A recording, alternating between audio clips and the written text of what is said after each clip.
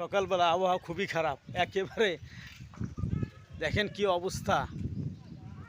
আকাশের অবস্থা প্রচণ্ড খারাপ, যে কোনো মুহূর্তে ঘূর্ণিঝড়ের সাথে দমকা হাওয়া এবং বৃষ্টিও আসতে পারে।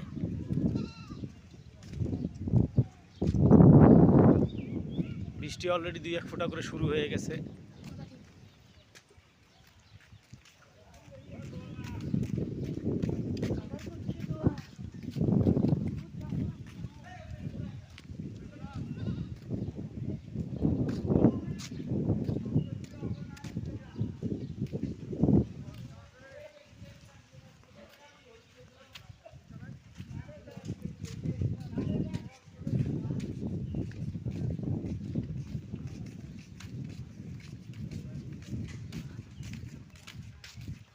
অন্ধকার হয়ে গেছে।